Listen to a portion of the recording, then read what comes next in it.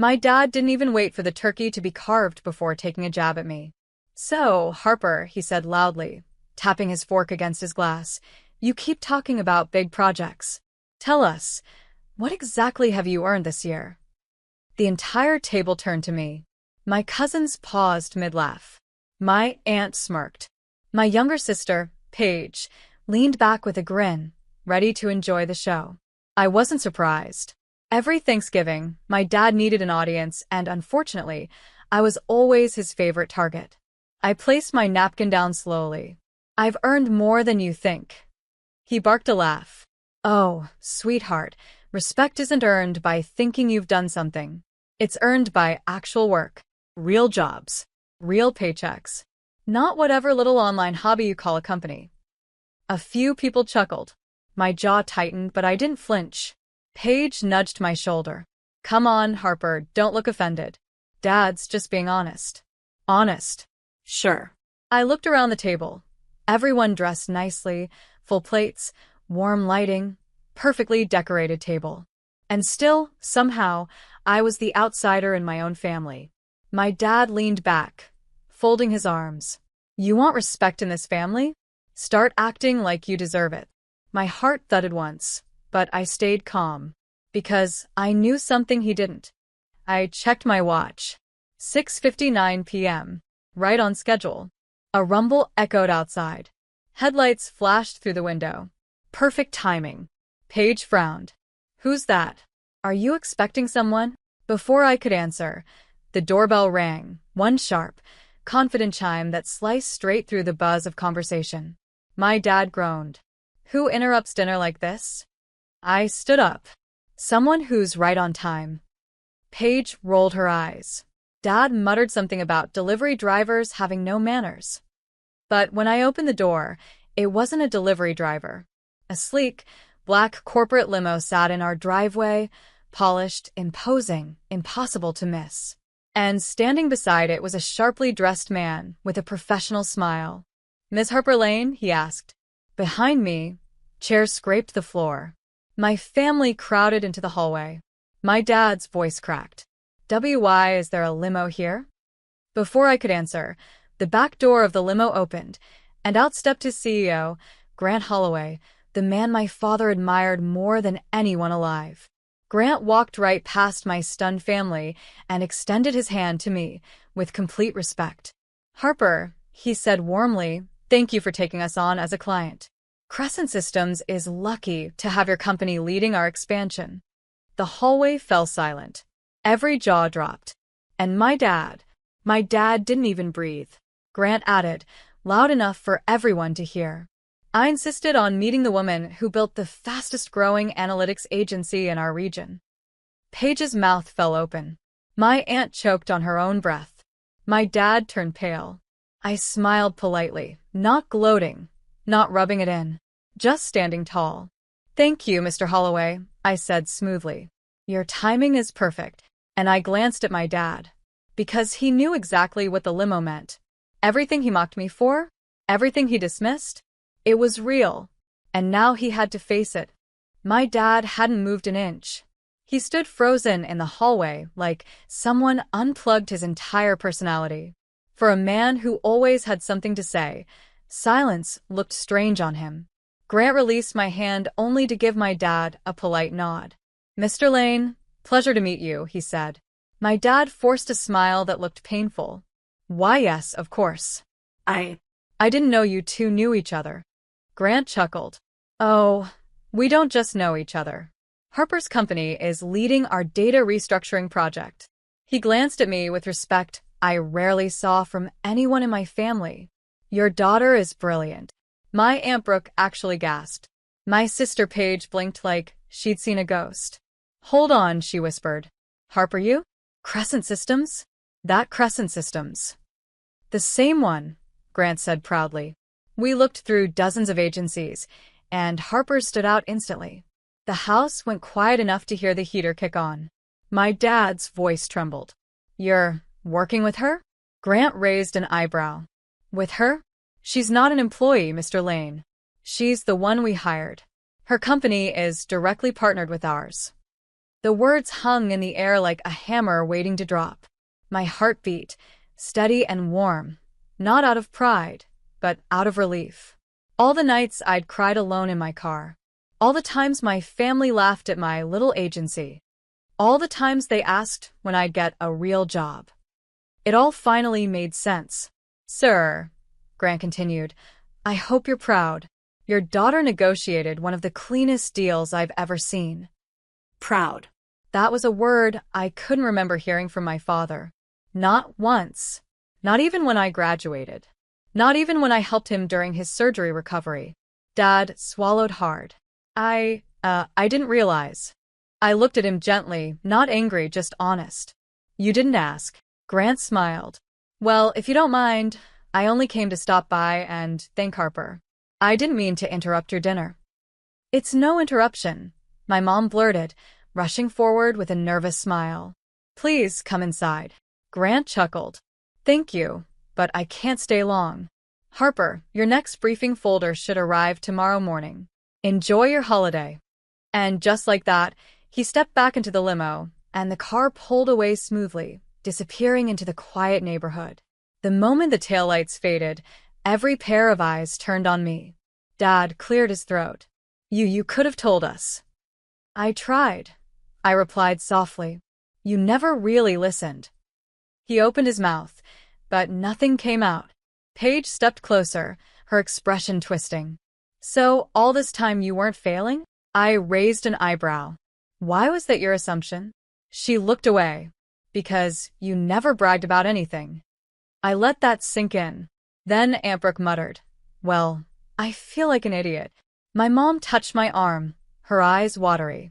Harper, I'm sorry. I should have defended you more. My throat tightened a little. She'd always been quiet, never cruel, but she never stopped the others either. Dad rubbed the back of his neck. Look, I might have been too hard on you. I didn't say anything. For once, I let the silence work on them. We walked back to the dining table slowly. It felt different now, like someone had cracked open a window and let new air in.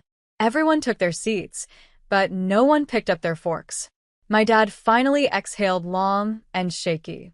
Harper, why didn't you tell me you were doing that well? I met his eyes evenly. Because anytime I talked about my work, you treated it like a joke. That's not what I meant, he muttered. It's exactly what you meant, I said gently, not angry, just truthful. You've always respected titles and big offices more than effort. But I didn't build something for applause. I built it because I had to. Paige crossed her arms. So what now? You're, like, rich? I laughed softly. I'm doing fine. That's all. Dad leaned back, absorbing everything. And the CEO came here just to say thank you? Because he respects the work I did, I said, voice steady. And he respects me. Dad flinched, not dramatically, but enough. Respect. The one thing he always held over my head like a prize I hadn't earned. He looked down at his plate. Harper, I owe you an apology. My chest tightened. I'd waited years to hear those words, but hearing them now didn't feel like victory. It felt like healing. It's okay, I said softly. I never wanted to prove you wrong. I just wanted to be treated like I mattered. You do, he whispered. And I'm proud of you. Genuinely. My eyes burned, but I kept them steady. Thank you. Then my mom suddenly clapped her hands, voice trembling. Well, Thanksgiving dinner just got interesting, didn't it? Everyone laughed awkwardly. And for the first time in years, I laughed too. Not because I needed validation. Not because I needed revenge. But because I finally earned the only victory that truly mattered. My family finally saw me for who I really was. And dinner continued, warmer than before. The tension settled, replaced by a strange mix of embarrassment and curiosity. Even the air felt different, lighter, more careful. Everyone kept glancing at me as if I'd changed in the last 10 minutes, but I hadn't changed at all. They just finally saw me. Dad cleared his throat again, softer this time. Harper, if your company is working with Crescent Systems, that means you're doing extremely well. I nodded. We've been growing fast. Paige leaned forward, elbows on the table. How many clients do you have? 7 major ones, I said. Crescent Systems is the biggest. My aunt's jaw dropped. 7. And here I've been telling people you work from your laptop like it's a hobby. I shrugged. I mean, I do work from my laptop. I just happen to run a business from it. That earned a laugh from my mom, but Dad didn't laugh. He looked thoughtful. A little lost, even. You built all that by yourself? Yes, I said gently. And I didn't tell you, because I knew you'd judge it before listening. He looked down at his plate. I deserve that. Paige clicked her tongue. Guess I shouldn't have joked about you dressing like a boss earlier. It's fine, I said. I don't take it personally anymore. She winced. But maybe you should have. Maybe we needed the reminder. My mom rested a hand on my arm. Honey, I want you to know, I am proud. I always knew you had something special. I gave her a grateful smile. Thanks, Mom. Dad shifted in his chair, struggling with something. Finally, he said, slowly, I shouldn't have said you only get respect when you earn it. I spoke out of pride, and maybe envy too. That stunned me. My father, the man who could never be wrong, admitting envy? At your age, he continued, I wasn't anywhere near what you've built. And maybe I didn't want to accept that you got there without following the path I expected. There it was. The truth. I breathed out slowly. Dad, I didn't need you to understand my path. I just needed you to let me walk it. He nodded. I know. And I'm sorry. Paige suddenly straightened, her expression brightening. Okay, can I say something? This is actually kinda awesome. Harper, we should celebrate this. Aunt Brooke raised her glass. I second that. I feel ridiculous for mocking you all these years. You really pulled something off. I chuckled. It wasn't magic. It was a lot of sleepless nights. Dad smirked slightly. You mean like when you'd be up at 3 a.m. tapping on your keyboard? I used to think you were avoiding real work. That was the real work, I said. He exhaled slowly. Well, consider me corrected. Mom gestured toward the untouched pies. Can we at least celebrate with dessert? For the first time in years, dessert didn't feel like a chore. Everyone gathered plates, made room, passed around pumpkin pie, and the energy at the table shifted from tension to genuine warmth. Even Dad cracked a joke or two, nothing sharp, nothing belittling. Just small comments about how he can't wait to brag about Harper next week. Paige nudged me with her elbow. Honestly, seeing the CEO come for you? That was legendary. I laughed. I didn't plan it to be dramatic. She grinned. Oh, but it was. And you deserve that moment. I looked around the table. Faces that once doubted me now looking at me with respect, even admiration. It wasn't revenge. It wasn't payback. It was recognition, long overdue, but finally here. And for the first time in a long time, I felt like I belonged at this table. Not as the family disappointment. Not as the girl with unrealistic dreams. But as Harper Lane. A woman who built something real. And finally earned her peace. After dessert, the house slowly settled into a softer quiet. The kind that only happens when the truth has been dragged into the light, and everyone's too relieved to hide anymore. My dad stayed seated while the others carried dishes to the kitchen. He looked strangely small, like a man replaying years of conversations and realizing he'd been wrong in most of them. I walked over and sat across from him. You okay? I asked. He rubbed his forehead. I didn't see any of this coming. I nodded. I know. And I didn't treat you fairly, he added. All these years, I thought you were wandering without direction. Turns out, you were building something I didn't understand. You didn't have to understand it, I said softly. Just trust me. He flinched, but not from anger, from regret. You're right. And I'm sorry for the way I spoke to you tonight. I shouldn't have talked down to you. Not then, not ever. Hearing those words felt like a weight leaving my chest. I appreciate that, Dad.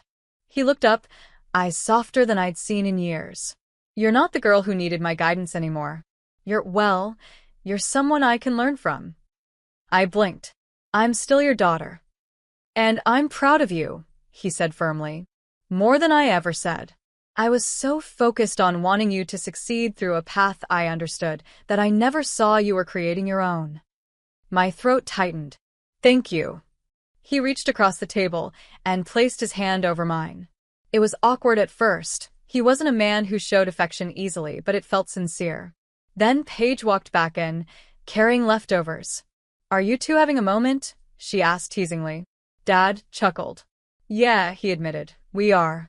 Paige grinned and plopped beside me. Good. Because I'm still telling my friends that a limo came to collect my sister on Thanksgiving. That story alone is going viral. I groaned. Paige, please don't make this weird. Oh, it's too late, she said dramatically. You're officially the celebrity of this family. Mom joined us with a warm smile. Well, I'm just grateful we're ending the night together. And Harper, I hope you know this house is always proud to have you here. I leaned into her hug. I know. Thank you. Dad cleared his throat. Harper, I'd like to ask you something. My eyebrows rose. Okay. Would you, after the holidays, help me understand what you do? Not as a father judging his daughter, but as someone who wants to learn. The sincerity in his voice hit me harder than the limo ever could. Yeah, I said with a small laugh. I'd like that. It was the first time he'd opened a door instead of closing one. As the night wound down, everyone said their goodbyes with actual warmth instead of forced politeness. The house didn't feel heavy anymore. It felt like a place where things could finally grow again. Dad walked me to the door. You really did earn your respect, he said quietly. I shook my head. No, Dad. I earned myself. The respect came after. He nodded, smiling softly. And I see you now. Really see you. When I stepped outside, the air was crisp, cool, peaceful. The driveway was empty again, no limo, no audience. Just me and the quiet hum of the neighborhood. And oddly, it felt perfect. Because tonight wasn't about showing off. It was about being seen without having to shout. I climbed into my car, turned the engine, and sat there for a moment. For the first time in years, I didn't feel like I had anything to prove. I had respect.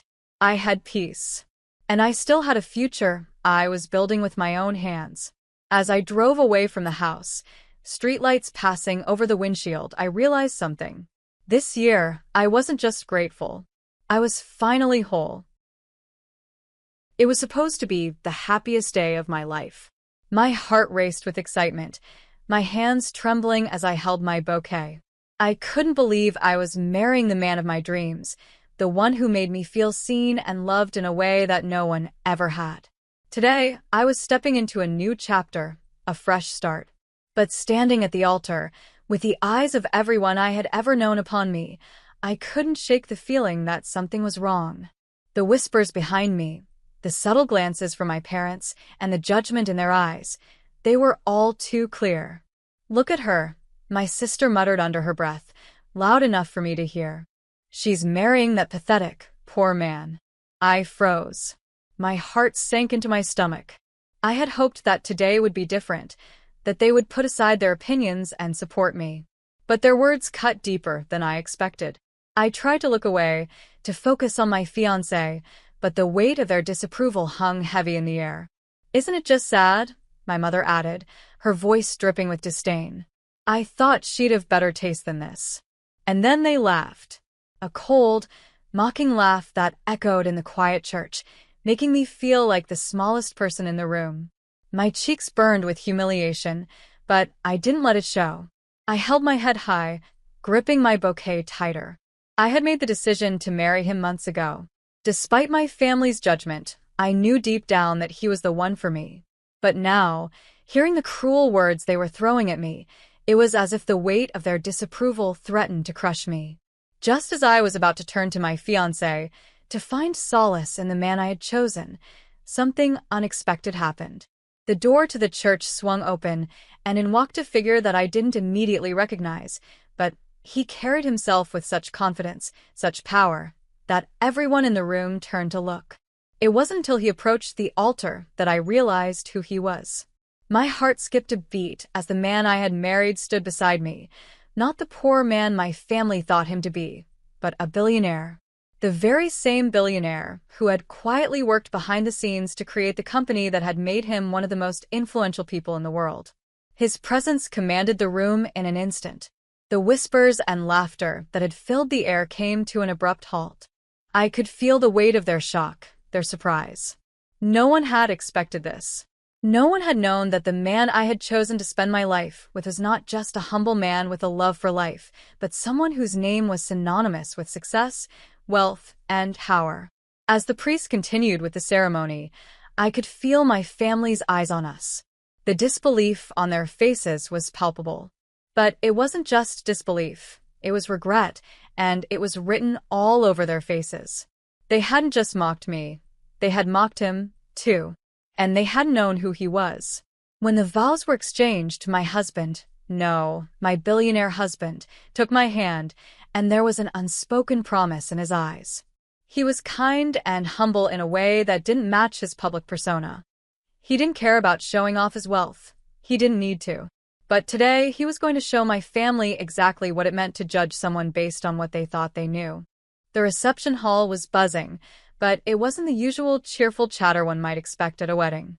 There was an undeniable shift in the air, a tension that seemed to hang over the entire room.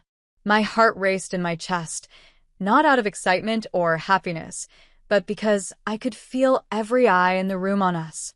Every whisper, every glance sent my way felt like a knife to my heart. The harsh words my family had said earlier were still echoing in my mind. "You're marrying a pathetic, poor man." My sister's mocking tone, my mother's sneering face. I couldn't shake it off. The humiliation was so sharp that it almost overshadowed the joy of this new chapter in my life.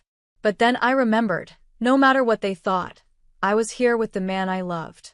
The man who was going to stand by me, no matter how many people tried to tear us apart. As we walked into the reception hall, I could feel their stares. It was as if they were waiting for a cue, waiting for something to happen. I could see the confusion on my parents' faces, though they tried to mask it with forced smiles. They hadn't expected this. They hadn't expected him. They hadn't known the man standing beside me was not just an ordinary man, not someone they could easily dismiss. And for the first time, I felt a sense of power rising within me. It was a quiet strength, the kind that came from standing beside someone who truly saw you, who loved you for everything you were, flaws and all. We took our seats at the head table. I noticed how my family had subtly shifted in their seats, as if they weren't quite sure where to place their eyes anymore. My father, who had been the most vocal critic, now seemed to be grasping for words that didn't come easily. He didn't know how to handle this, how to handle him. But my husband, the man I married, didn't flinch. He wasn't intimidated by the discomfort in the room. He was calm, collected, and confident, not in an arrogant way, but in a way that made it clear he didn't need anyone's approval. Not mine, and certainly not my family's. The room was still for the most part. It felt as if time was suspended, just long enough for my parents to realize what had happened. And then, as if a veil had been lifted, my father stood up. The quiet murmur of the crowd died down instantly. It wasn't an announcement or a toast, at least not at first. No, it was a gesture, one that spoke volumes without saying a word. "I'd like to offer my congratulations to the bride and groom," my father said, his voice a little shaky, but not entirely devoid of sincerity. He cleared his throat, glancing around the room before his eyes settled on me. "I've always been a man of pride. I believed in certain values. But I'll be the first to admit that I may have been wrong about this." His voice faltered slightly, but he steadied himself. "About her choices. And about him." My breath caught. For a brief moment, I could hardly believe what I was hearing. My father, the man who had looked down on my decisions, who had made it clear that he thought I was making a mistake, he was admitting that he had misjudged us. There was a subtle shift in the room, too. People were staring at him in surprise, perhaps even expecting him to take back his words. But he didn't. He didn't apologize outright, but the look on his face, the way he shifted uncomfortably, his eyes meeting my husband's, said everything. I may not have understood everything at first, my father continued, his tone growing steadier, but it's clear that you two share something real. And for that, I can respect it. He turned to my husband and gave him a nod, a gesture of respect. It wasn't much, but it was enough. The change in his demeanor was subtle, but undeniable. For the first time in years, I saw my father acknowledge me as an adult, as someone who could make her own decisions. I felt a wave of relief wash over me, though I knew this wasn't the resolution I had been hoping for. It wasn't a full apology. It wasn't the grand gesture I had dreamed of. But it was something. It was a step. And for now, that was enough. But as my father took his seat, I caught a glimpse of my mother. Her face was a mixture of confusion and reluctant acceptance. She had been quieter than usual throughout the evening, but now I saw the wheels turning in her mind. She was calculating. She was wondering if she, too, had misjudged everything. If her feelings of superiority over my choices had been misplaced. She had always prided herself on being the one who knew what was best for everyone. But now, her daughter was married to a man she had dismissed as beneath her, and that man had just quietly changed the game. For a moment, I felt a flicker of pity for her. My mother had lived in her bubble of control for so long, never once questioning the standards she had set for herself and her family. But now, in this moment of truth, she had been confronted with the reality of her own biases. She was faced with the person I had chosen, and no amount of wealth or status could change the fact that she had been wrong. They had all been wrong. The evening continued with the usual wedding festivities, but everything felt different. The usual banter, the music, the laughter, it all seemed distant now. My family had been exposed, their judgment laid bare in front of everyone. I could feel the weight of the situation pressing on me, but I also felt a strange sense of power. My husband's quiet composure was something to behold. He wasn't swayed by their judgment or their sneering remarks. He had done nothing to prove himself, nothing to beg for their approval, and yet there he was, calm, poised, and respected by everyone in the room. As we danced our first dance, I felt him hold me close, the beat of the music almost matching the rhythm of my heart. I leaned in, pressing my cheek against his chest, listening to the steady thrum of his heartbeat. "You're doing great," he whispered, his voice low enough for only me to hear. "I've got you." And in that moment, I believed him. I believed that we could face anything together. This wasn't just a wedding. This wasn't just a party. This was the beginning of our lives together, and no one, not even my family, could take that away from us. But the night was far from over. As the evening stretched on, the mood in the reception hall began to shift.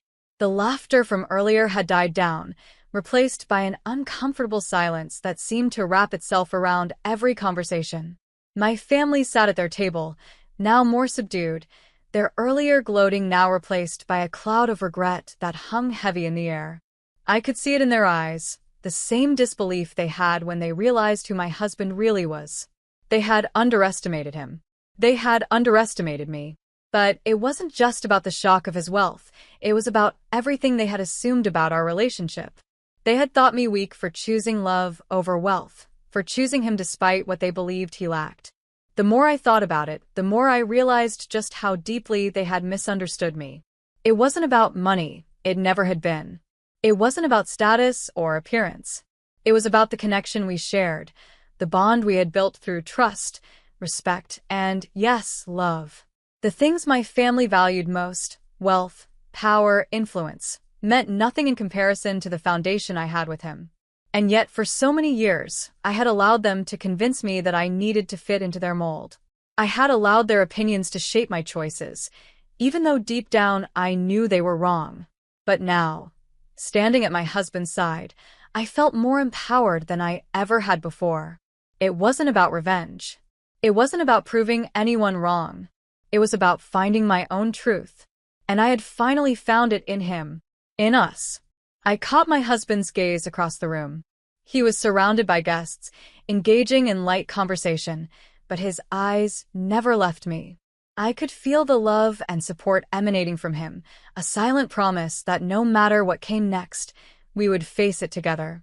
His calmness was contagious. In the past, I would have panicked in this situation, felt like I needed to make everything right for everyone. But now, with him by my side, I realized there was no need for that. This was my moment, my day, and it wasn't going to be overshadowed by anyone else's opinions. As the night wore on, my father stood up again, this time to give a toast to us, the newlyweds. The room grew quiet as he cleared his throat, his earlier discomfort replaced by something that resembled grudging respect. "I've never been one for grand speeches," he began, his voice carrying across the room. "But I've always believed in doing what's best for my family. And when I saw my daughter today, standing beside the man she chose to marry, I realized something important." He paused, his eyes briefly flicking over to my husband. "Sometimes, the best decisions aren't the ones we make based on what others think. Sometimes, they're the ones we make based on what's in our hearts." I watched as my father slowly turned his gaze to me. The sincerity in his eyes was unmistakable. "I've always been proud of my daughter. And today, I'm proud of the man she's chosen. I see now that you two have something real, something lasting. And for that, I offer my congratulations." The room was silent for a beat before a ripple of applause spread through the guests. It wasn't loud or overdone, but it was genuine. My father's acknowledgement, even if not an outright apology, was enough. It was the first time he had publicly admitted that he had been wrong, and for me, that was a small victory. Not for him, but for me. For the woman I had become, the woman who had learned to trust her instincts and her heart over the expectations of others. I looked over at my mother, waiting for her reaction. She had been quiet all night, standing off to the side, watching my father's small but significant shift. I could see the wheels turning in her mind, the realization dawning on her that perhaps she, too, had been wrong. She had always prided herself on being the voice of reason, the one who had kept the family together with her meticulous plans and expectations. But tonight, the truth had shattered her world, just as it had shattered my father's. She looked at me then, her eyes filled with something I couldn't quite place. It wasn't anger. It wasn't even disappointment. It was something more complex, regret perhaps, mixed with a sense of loss. Maybe she felt like she had lost control, lost the ability to mold me into the daughter she had wanted me to be. But as her gaze softened, I realized that this was a turning point. She, too, would have to come to terms with the reality that I wasn't the person she had tried to shape. I wasn't sure what would happen next. I didn't know how my relationship with my family would evolve from this point on, but I felt a sense of peace settle over me. For the first time, I wasn't worried about their approval. I wasn't trying to earn their love. I had my own life now. I had my own family, one built on love and respect, not appearances and superficial judgments. The evening drew to a close, and the music played on, but it no longer felt like a celebration. It felt like something deeper, more profound. The tension that had plagued the beginning of the night had slowly faded, replaced by a quiet understanding. My family, once so certain in their judgment of me, had seen the truth. They had seen the man I had chosen to marry, not just his wealth, but the integrity, the kindness, and the quiet strength that had been there all along. As we left the reception, my husband and I walked hand in hand, the cool night air brushing against our skin. I could hear the whispers of the guests behind us, their curiosity about who we were, what we had, lingering in the air. But it didn't bother me anymore. None of it mattered. I had everything I needed right here, with him. We arrived at our new home, a place that had once seemed like a distant dream. Now it was a reality. It was ours, a place where we could build the future we wanted. A place where no one could define us but ourselves. The following days were a whirlwind. News outlets picked up on the story of the mysterious billionaire who had married a woman they considered ordinary. But to us, it wasn't about the attention. It wasn't about the story they wanted to tell. It was about the life we were creating, one filled with love, laughter, and the freedom to live authentically. And my family? They came around. Slowly. It wasn't easy for them to swallow the truth, to admit their mistakes, but they did. My father reached out to me privately, his voice filled with sincerity as he apologized for his earlier words. It wasn't a grand apology, but it was enough. It was a start. For my mother, it would take longer. She had built a life around the idea that she could control everything, that she could shape her family's destiny according to her rules. But I had learned something important from all of this. I didn't need her approval. I didn't need anyone's approval. I had chosen my path, and I was proud of it. The laugh came from behind me the moment I stepped into the driveway. It wasn't friendly. It wasn't surprised. It was the kind of laugh that already had an opinion attached to it. I didn't turn right away. I already knew whose it was. My Uncle Victor Hale stood near the garage with his arms crossed, grinning like he'd just won something. Beside him, my cousin Logan leaned casually against a bright red sports car that looked freshly washed, polished, and placed there on purpose. The hood reflected the afternoon sun like a mirror begging for attention. "Well," Victor said loudly, not bothering to lower his voice, "look who finally showed up." Logan glanced at his watch dramatically. "Traffic must be tough when you're still grinding, huh?" A couple of relatives nearby laughed. Not hard. Just enough to show they were on his side. I shut my car door and forced my shoulders back. My sedan was older, quiet, and parked awkwardly on the street since the driveway was already full. I could feel the comparison before a word was said, his shiny win versus my quiet arrival. "Hi," I said simply. Victor's eyes scanned me head to toe. Not in concern. In evaluation. "Still doing your little tech thing?" "It's not little," I replied. Logan smirked. "Sure it is. If it was big, we'd know about it." That one landed. It always did. I walked past them toward the house, heels clicking against the concrete, pretending I didn't hear the soft snort of laughter behind me. Inside, the place was buzzing. Music low, conversations loud, the smell of grilled food filling every corner. This was supposed to be a casual family get-together. That's what the group text had said. But with the way everyone was dressed and the way Logan's car was parked like a centerpiece, it felt more like a celebration of him. I spotted my aunt near the kitchen island. She smiled when she saw me, but it didn't reach her eyes. "There you are," she said. "I was starting to think you weren't coming." "I said I would," I replied. She tilted her head. "You look busy." That was her word. Busy. Another way of saying tired, behind, struggling. "I am," I said. "In a good way." Before she could respond, Victor's voice carried in from the patio. "Everyone, you've got to see this car in the daylight." People drifted outside like they were being pulled by a magnet. I followed, slower, stopping near the edge of the group. Logan stood taller now, hands in his pockets, soaking it in. "Custom interior," he said. "Imported parts. Took months to get delivered." Someone whistled. Someone else asked how much it cost. Logan shrugged. "Let's just say it wasn't cheap." Victor beamed. "That's what happens when you aim high," he said, then glanced straight at me. "Some people do. Some people don't." I felt that familiar tightening in my chest. Not embarrassment anymore. Something sharper. Something tired. I didn't respond. I'd learned that silence bothered them more than arguing ever did. Logan leaned closer to Victor and said, just loud enough, "At least she's consistent." I looked up. Consistent at what? He smiled, keeping expectations low. A few people laughed again. Not everyone, but enough. I nodded slowly, like I was considering his words. "Yeah," I said. "Consistency matters." Victor chuckled. "Face it," he added, waving a hand dismissively. "Some folks are meant to shine. Others are meant to struggle. And there's no shame in that."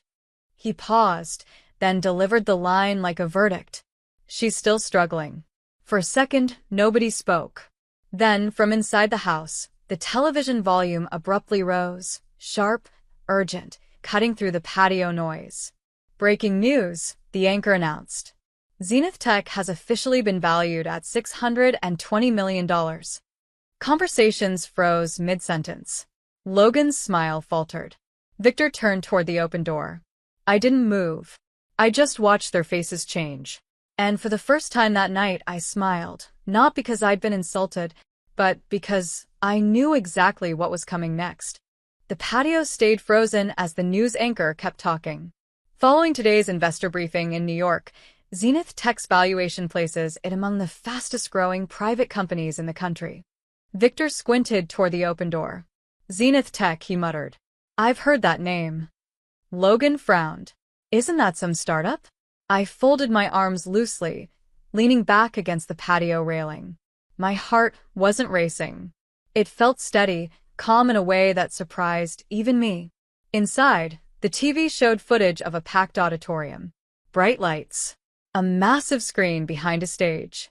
The Zenith Tech logo filled it, clean, bold, unmistakable. The anchor continued.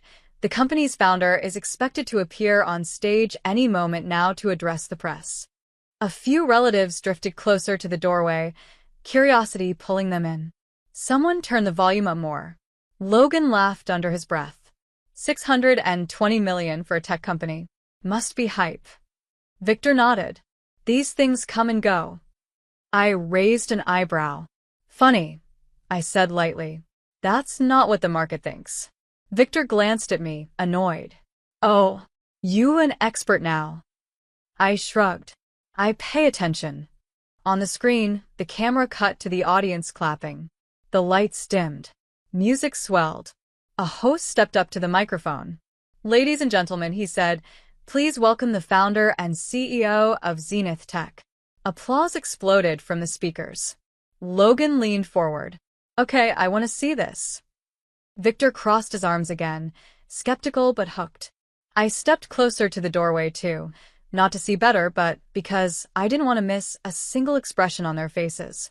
The camera panned toward the stage entrance. A silhouette appeared. Someone in the group whispered, "Here we go."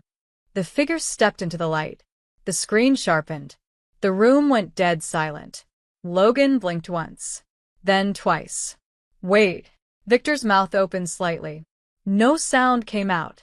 Because there I was. Not the version they knew, the quiet one at the edge of the patio. But the one on the screen, standing tall in a tailored blazer, hair pulled back, calm and focused. The Zenith Tech logo glowed behind me like it belonged there. Like I belonged there. My aunt gasped. Is that? Logan turned slowly toward me, his face pale.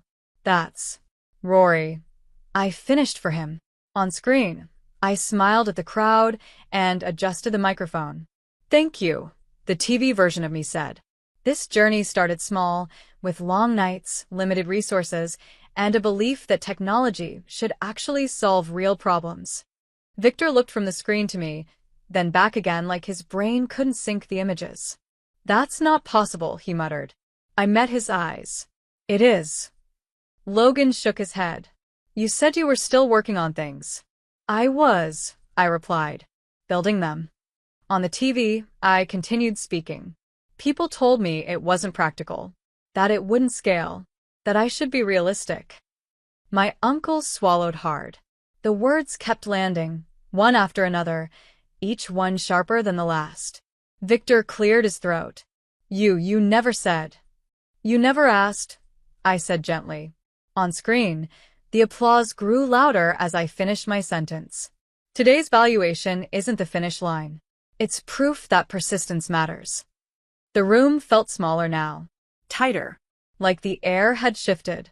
Logan glanced at his sports car through the window, then back at the TV, then at me. His earlier confidence was gone, replaced by something fragile and uncertain. So, he said quietly, you're rich? I smiled just a little. I'm successful. Victor straightened, forcing a laugh that didn't sound like him at all. Well, why didn't you say something sooner? I looked at him for a long moment. Then I said, because you were too busy telling me I was struggling. The TV erupted in applause again. And for the first time in my life, the silence from my family felt better than any apology ever could. The applause from the TV faded, but the silence around me didn't. No one rushed to congratulate me. No one knew how. Victor was the first to move. He cleared his throat and straightened his posture, the same way he did whenever he wanted to take control of a room. Well, he said, forcing a smile. That's impressive. I nodded once. Thank you. Logan ran a hand through his hair, pacing near the patio door. "I mean, this is crazy," he said. "Why didn't you tell anyone? We're family." I watched him carefully. Family doesn't usually need proof to believe in you. That stung him. I could tell. My aunt stepped closer, her voice suddenly soft. "Rory, honey, you must have been under so much pressure all this time." I smiled politely. I handled it. Inside, the TV switched to commentary, analysts discussing growth charts, market impact, future expansion. My name appeared on the screen in bold letters beneath my face. Logan stared at it like it might disappear if he blinked. Victor chuckled again, too loud. "Well, looks like all that struggling paid off, huh?" I met his eyes. "It wasn't struggling," I said. "It was building." The word hung there. People started to shift. Conversations restarted, quieter now, more cautious. A few relatives approached me with awkward congratulations. Handshakes that felt like apologies without the words. Logan leaned against the counter, suddenly unsure of where to put himself. "So, Zenith Tech," he said, trying to sound casual. "What do you guys even do?" I tilted my head. "You never asked before." He winced. "I'm asking now." "We create infrastructure software," I replied. "It helps companies scale without wasting resources." Victor nodded rapidly, like he understood every word. Smart. Very smart. I glanced at Logan's sports car again. "Expensive things look good," I added, "but they don't always last." Logan stiffened.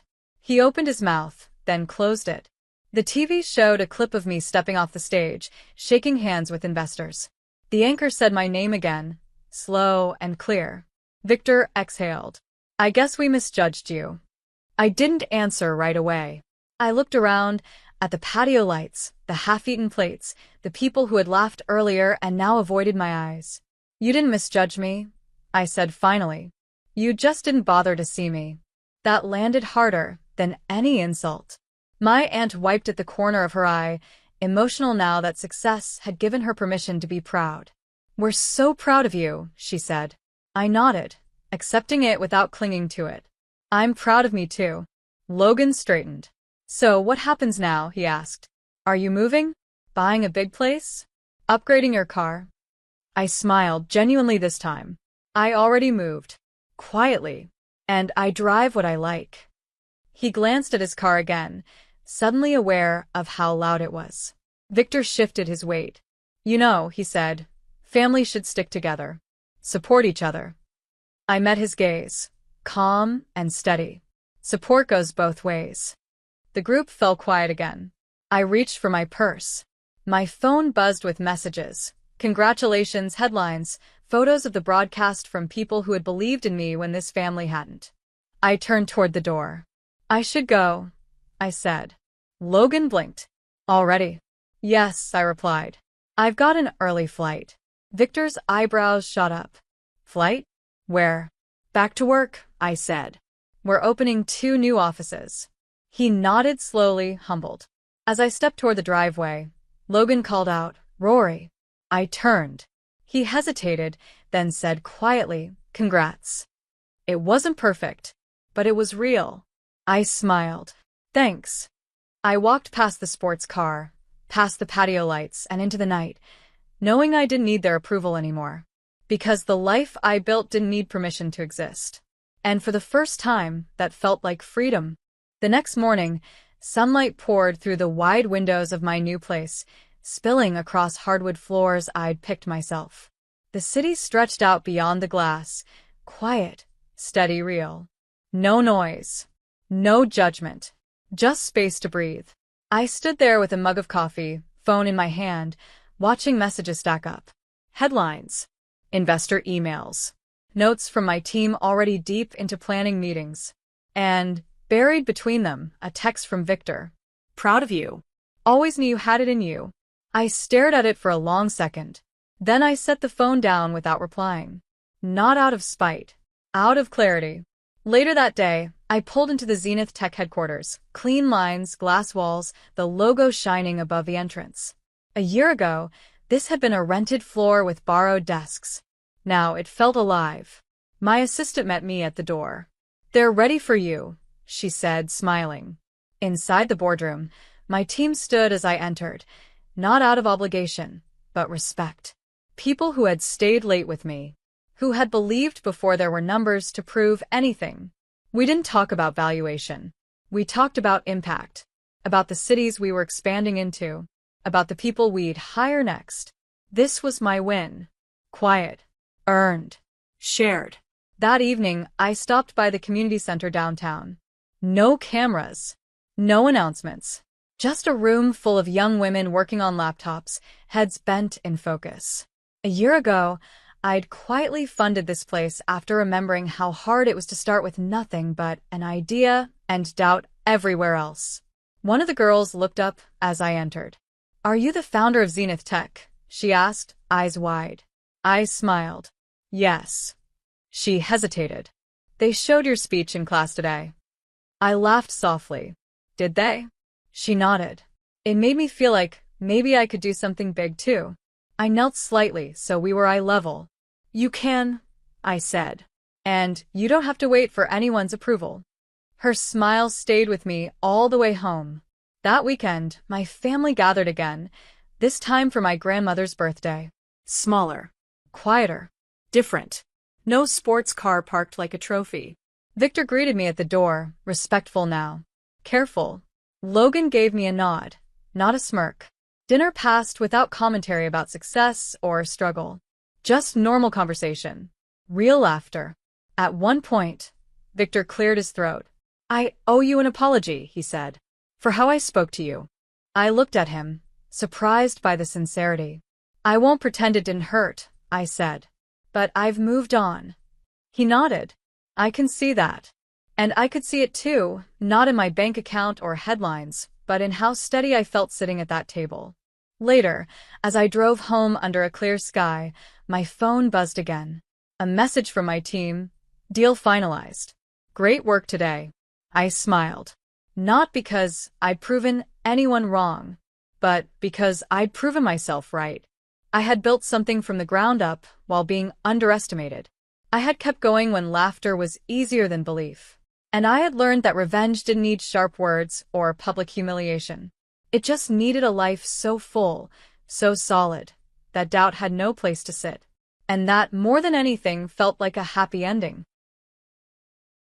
The room went dead silent as I looked my stepmother directly in the eyes. She had no idea what was about to hit her. My heart pounded in my chest, fueled by years of betrayal and anger. "You really thought you could waltz back into my life after what you did?" I said, my voice cold, laced with an intensity that even surprised me. She blinked, her fake smile faltering. My brother, standing beside her, looked equally confused and slightly uneasy. They had returned from abroad just 2 days ago, strutting back into town like they owned the place. But they didn't know I was ready. They didn't know I had been planning this moment for years. It all started when my father passed away unexpectedly. I was devastated, left to pick up the pieces while my stepmother, Vanessa, pretended to grieve. She married my father late in his life, and while I tried to accept her, something about her never felt right. My instincts told me she wasn't the saint she pretended to be. Just weeks after the funeral, Vanessa moved swiftly, convincing me to hand over control of my father's business and savings. "I'll manage everything until you're ready," she had said, her voice dripping with faux sincerity. I was barely 21, naive and grieving, so I believed her. I trusted her. Months later, I discovered the truth in the most brutal way. Vanessa had emptied the accounts. All of it, $370,000, was gone. When I confronted her, she didn't deny it. Instead, she smirked and said, "You'll thank me someday. You're too young to handle this kind of responsibility." I wanted to scream, but before I could take any action, she fled the country. My brother, Lucas, who had always been her favorite, went with her. They left me with nothing but the crushing weight of betrayal and debts I didn't even know existed. For years, I lived hand to mouth, working multiple jobs to keep myself afloat. The anger never subsided, but it fueled me. Every day I worked toward one goal: revenge. I studied everything I could about the legal system, tracking every move they made from afar. They thought they were untouchable, but they were wrong. 5 years later, they returned. I spotted them at a local cafe, laughing like they hadn't destroyed my life. Vanessa was draped in designer clothes, her face smug and confident.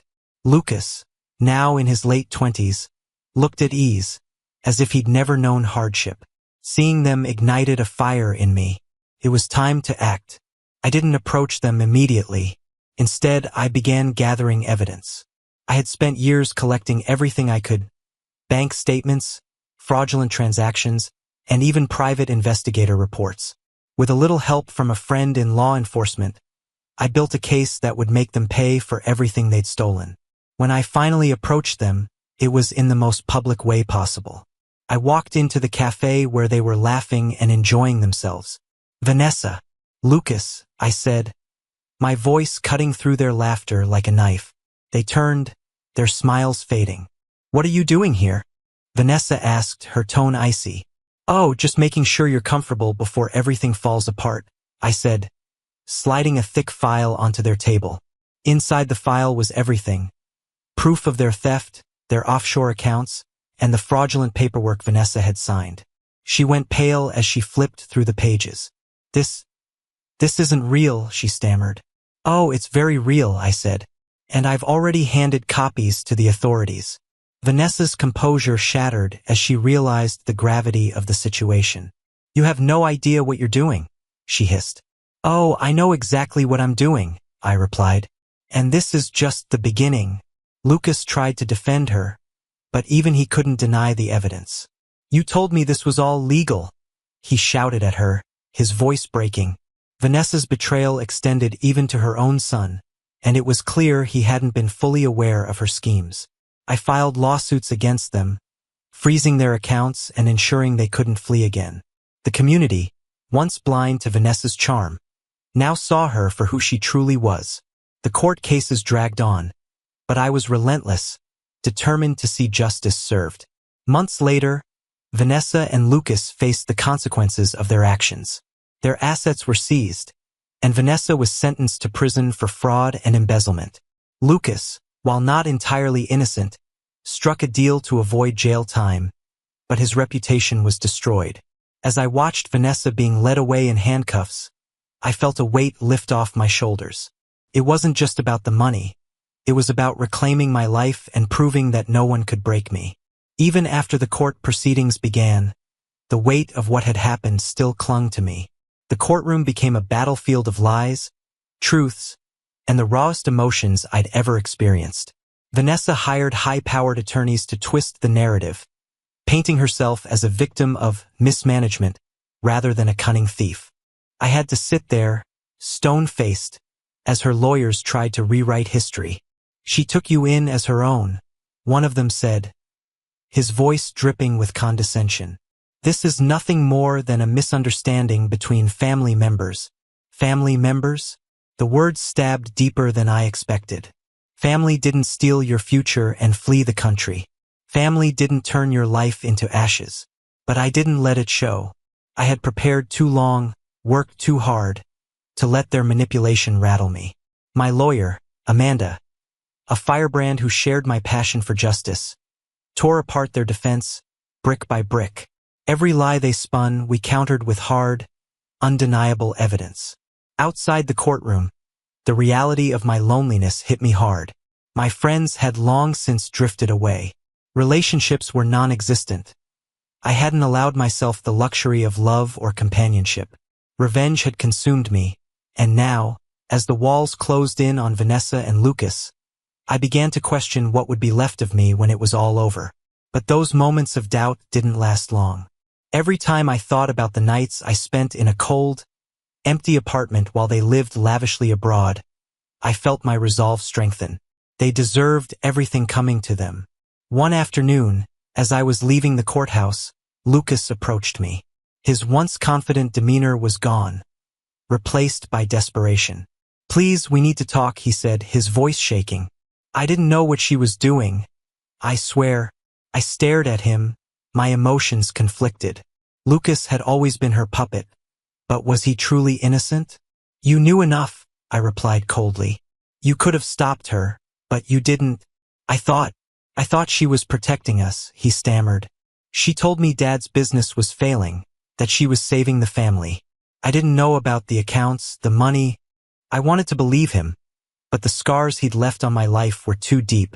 You made your choices, I said, walking away. During the trial, shocking revelations came to light. Vanessa hadn't just stolen from me. She'd been running scams for years, using my father's name to secure loans and investments, all while funneling the money into offshore accounts. Witness after witness took the stand, each one painting a darker picture of her deceit. Former business partners, family friends, even people she claimed to have helped. All of them testified against her. She's a master manipulator, one of them said. She makes you believe she's your savior while she's stabbing you in the back.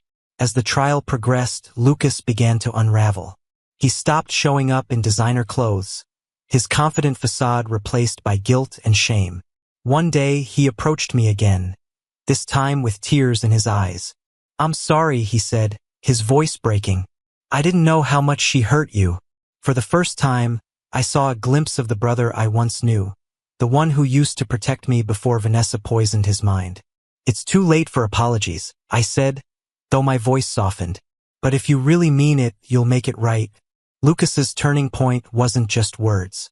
Days later, he handed over a USB drive filled with incriminating evidence against Vanessa. Emails, transaction records, and even voice recordings of her plotting to siphon money from my father's company. I found these a while back, he admitted, his voice heavy with regret. I was too scared to do anything then, but maybe it's not too late. His actions, while overdue, were pivotal. The recordings were the final nail in Vanessa's coffin. The day Vanessa was sentenced felt surreal. The courtroom was packed, the tension thick enough to cut with a knife. When the judge handed down her sentence, 15 years for fraud, embezzlement, and conspiracy, a murmur ran through the room. Vanessa's face remained stoic, but I saw the cracks in her armor. For the first time, she wasn't in control, and it terrified her. As she was led away in handcuffs, she turned to me, her eyes filled with a mixture of anger and desperation. You'll regret this, she hissed. No, I replied, my voice steady. I won't. With Vanessa out of the picture, I began the slow process of rebuilding my life. The court awarded me restitution from her seized assets, enough to pay off my debts and start over. But the money wasn't what mattered most. For the first time in years, I felt free. Lucas, too, began to rebuild. He cut ties with Vanessa completely, moving to a small town to start fresh. We weren't close. Too much had happened. But we began to talk again, slowly repairing the bond Vanessa had destroyed. Even as life moved on, the scars of Vanessa's betrayal remained. I often wondered if my father had seen through her lies before he passed, or if he had truly believed in her. Either way, her actions had left a mark that would never fully heal. Life after Vanessa's sentencing felt like stepping into a new world, but the shadows of the past clung to me. Every corner of my home reminded me of what I'd lost. The photo albums, the furniture my father had chosen, even the scent of the old wooden floors. It all felt like echoes of a life that had been stolen. One evening, I sat by the fireplace with a box of my father's belongings. Among the items was a letter he'd written but never sent. It was addressed to Vanessa. My heart pounded as I opened it, the words like a portal to his thoughts. Vanessa, I've always trusted you with everything, but lately, I've seen sides of you I can't ignore. If you're reading this, it means I wasn't strong enough to confront you directly. I hope you choose love over ambition. For Lucas and for my daughter, they deserve better. Tears streamed down my face. My father had seen her for who she truly was, but he'd chosen to believe in her better nature. It broke me to realize that trust was his final mistake. Lucas reached out to me regularly now. At first, I was hesitant, unsure if I could ever fully trust him again. But his actions spoke louder than his words. He sold the luxury car Vanessa had gifted him years ago and donated the money to a local shelter. He started working a modest job as a teacher, mentoring troubled teens. A far cry from the entitled, self-absorbed brother I once knew. One evening, we met for coffee at a small diner. He seemed different, humbled, worn down by guilt, but also genuine. "I don't expect forgiveness," he said, stirring his coffee absent-mindedly. "But I want you to know I'm trying. For Dad. And for you." For the first time in years, I saw the brother I used to look up to. "It's not about forgiveness, Lucas," I replied. "It's about what you do moving forward." Rebuilding my life meant learning to trust again. But it wasn't easy. I found myself second-guessing everyone's intentions, questioning even the simplest acts of kindness. It was exhausting. Therapy helped, but the wounds Vanessa left were deep. One night, I found myself staring at a bank statement, the numbers blurring as memories of betrayal flooded back. My therapist's words echoed in my mind. Healing doesn't mean forgetting. It means learning to live with the scars. I made a decision that night. I wouldn't let Vanessa's actions define me. I would move forward, no matter how hard it was. Just when I thought the chapter was closed, I received a letter from Vanessa. It arrived unexpectedly, its tone dripping with manipulation. "I hope you're happy with yourself. You've ruined everything. Lucas will never forgive you, and neither will I. You'll always be alone, clinging to your petty revenge." Her words stung, but they also revealed her desperation. She wasn't apologizing. She was lashing out, trying to regain control even from behind bars. I didn't respond. Instead, I burned the letter, watching the ashes drift away like the hold she once had over me. With Vanessa's influence gone, I finally felt free to pursue dreams I had buried for years. I enrolled in business school, determined to honor my father's legacy by rebuilding the company Vanessa had destroyed. It wasn't just about success.